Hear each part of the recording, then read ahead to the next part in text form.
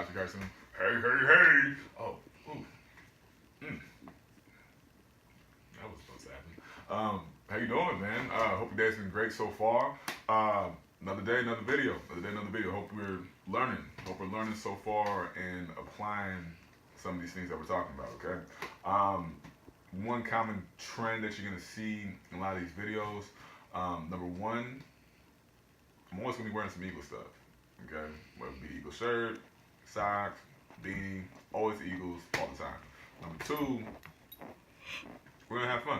We're gonna have fun. Always having fun. Always being loose. Always being enjoyable. This is not supposed to be monotonous and lame. I hope it's not so far. I don't think it is.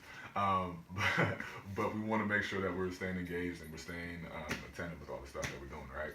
So the next time I talk to you, I'm gonna ask you what are these common trends, just to see if you've been watching these videos, all right? Gave you the answers. Don't mess up the test, okay? So today we're gonna talk about strength training, okay? How is that important and what role does that really play um, in the grand scheme of things when it comes to weight loss, right? And when it comes to uh, when it comes to strength training, okay? Pardon my dog, it keeps licking me. But when it comes to strength training, okay, it's so important to understand that in order for our body to develop, we have to get stronger, okay? If we are not challenging ourselves physically, okay, obviously, and also if we're not eating the things that serve us, we're gonna begin to store more fat, okay? Begin to store more fat, we obviously lose muscle and strength, okay? And so when we're working out in the gym, we gotta push our weights, okay? So if we were to think back to the first time you went on your weight loss journey, okay? That first time you started seeing some development. So say we'll give you a little example, right?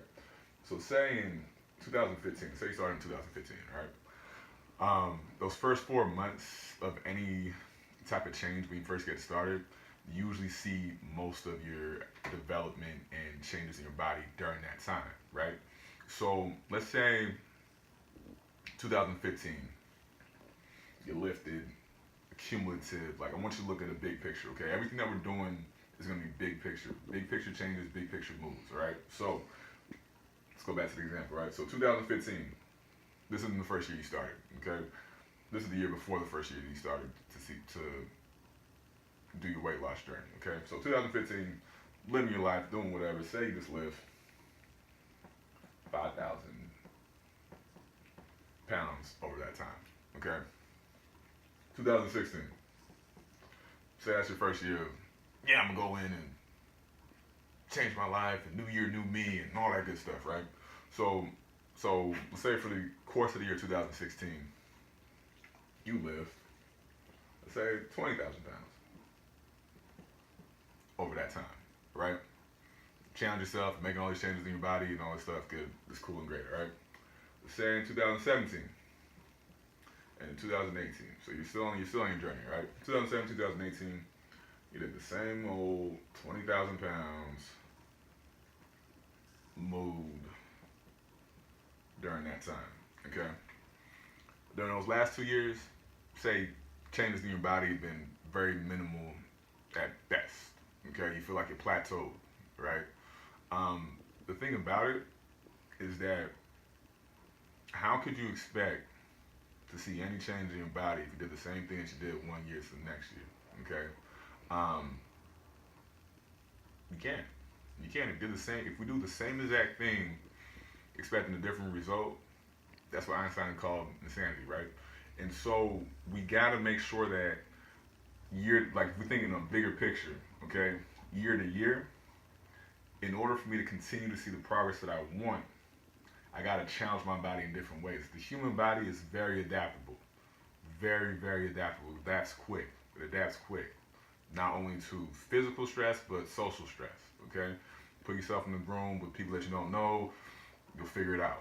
The human body will always figure it out. You will always figure it out. Okay, so when it comes to the weight room, we want to challenge ourselves, okay? So if you've been lifting tens on your curls for the last 3 years, that has to go up, okay? When we're doing our compound movements, okay, we want to make sure we're doing a lot of compound movements. So that means multiple joints moving, okay? So that means with our bench presses, our squats, our deadlifts, these core movements, we got to make sure that we are increasing that weight in order to see the gains that we want to see, okay? Ladies, for my ladies, the one thing that most women fear is lifting heavy. Oh, I'm gonna get bulky. Oh, I'm gonna get all these man muscles. I don't want to look like that. I want to be petite and slender and all that stuff. You can't get there unless you challenge your body to change. You can't get there unless you add more muscle to yourself. So that means you can't get there unless you're stronger. Unless you're strong and getting the protein that you want, or not the protein that you want, but the protein that you need for your body. Okay. So when you're in the weight room, especially with these compound lifts, okay, especially all the lifts, we got to make sure that from year to year, on a bigger picture scale, if we want to continue to see the progress that we want to see in ourselves, even when we get into a maintenance stage where we got to the goal that we want to get to and want to stay at that goal, we still have to push those weights a little further. Okay. So what would be great for the sake of this argument, for the sake of this example, 20,000 pounds the first year, shoot for 25 the next, shoot for 28 or 30 for the next one, okay?